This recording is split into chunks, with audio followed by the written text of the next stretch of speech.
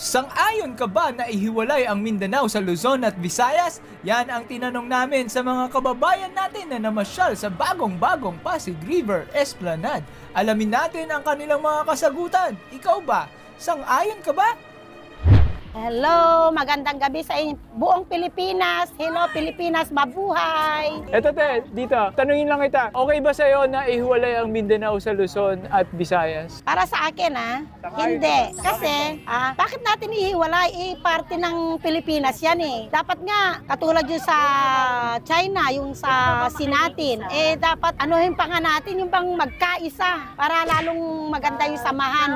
Kasi pag nahiwalay yan, para naman, kunwari, taga Mindanao ako, hindi na ako taga Pilipinas. Kailangan mo na ng passport. Oo, kailangan mo ng passport. Luzon, Visayas, Mindanao nga, di ba nga? Kaya nga Luzon, Visayas, Mindanao tayo. Okay na yun, huwag nang hihiwalay. Kailangan tayo magkaisa. Ang mga Pilipino dapat kapit-bisig para maganda, mabuhay ang Pilipinas.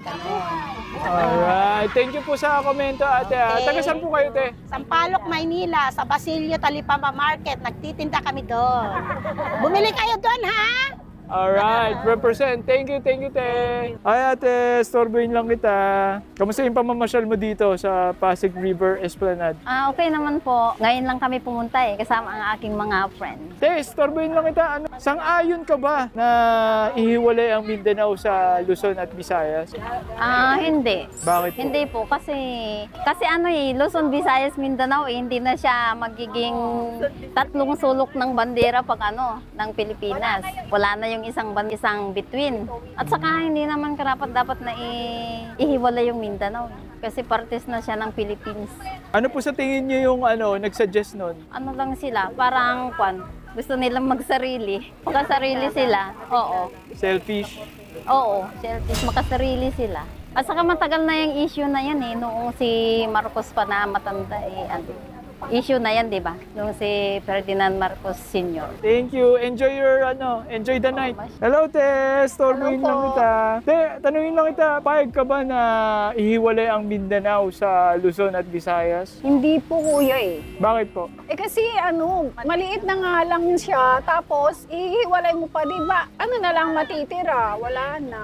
O, di ba? Tama. Tapos, lalagyan pa daw ng passport bago ka makatravel sa Ay, Mindanao. ganun. Parang ibang bansa na, kuya. Ay, Sabi hindi lang. pwede, kuya. Hindi ako payag. Ano sa tingin mo yung, yung nakaisip nun?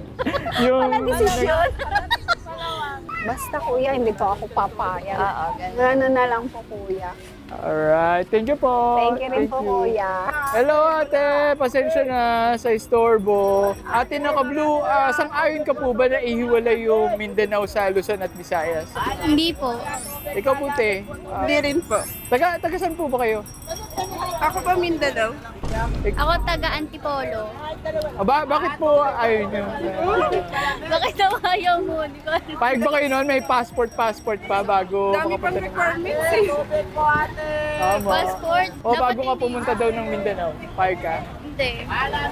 Okay, madam. Pahig ka. Alright. Thank you po Thank you. Pasensya na sa istorbo. Tanungin lang kita, sang-ayon ka ba na ihiwalay ang Mindanao sa Luzon at Visayas? Ang sa akin lang naman po, kung yun po ang nakakabuti na ihiwalay ang Mindanao sa mas mabuting ganun na rin po. Pero kung hindi naman po nakakabuti, edi wag na lang po. Kasi marami pong yung mahirapan po, yung mahihirap na pupunta dito ng Manila. Tapos kailangan pa nilang mag-passport, kailangan pa nilang kumuha ng mga dokumento. Kaya kung sa akin po, mas mabuting wag na lang po yung mga passport. Sige po, Alright. salamat po. Thank you po. Ate, istorboyin lang kita. Sasang-ayon ka po ba na ihiwalay ang Mindanao sa Luzon at Visayas? Hindi po.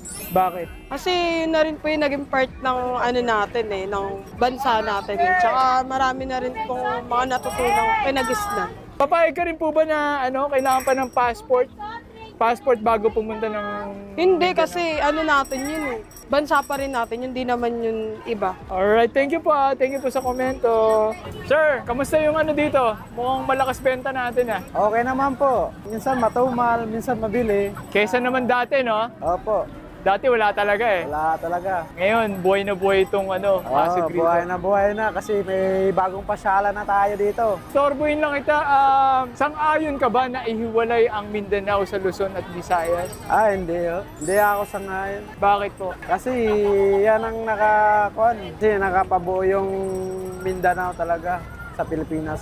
Yan ang pinakamalaking kuwan natin, yung Mindanao. May nagsasuggest po kasi na lalagyan daw ng passport bago ka makapunta ng Mindanao. Sang-ayon ka rin po ba doon? Ako hindi, kasi hindi ko alam yung iba kasi hindi ako taga Mindanao. Kung taga Mindanao ako, hindi ako sasangayon kasi paano na lang. Marami ka pang kukunin ng mga requirement at papilis. Ba? Yan lang po. Alright, thank you sir. Thank you. Ate, anong grade mo na? 9 po. Grade 9? Nagpaalam ka ba? Yes! Parents mo? Cutting class ka yata eh. Hindi po. Sang-ayon ka ba na ihiwalay ang Mindanao sa Luzon at Visayas? Hindi ya, wala naman akong sinabi. Dapat ikaw ba masusunod? Yes! Payag ka ba na kailangan pa ng passport bago pumunta ng Mindanao? Hindi. Mahirap yan. Mahal yung passport. Thank you. Thank you pa. Thank you. Hanggang sa muli sa mga susunod nating videos. It's Ulis again! Let's go!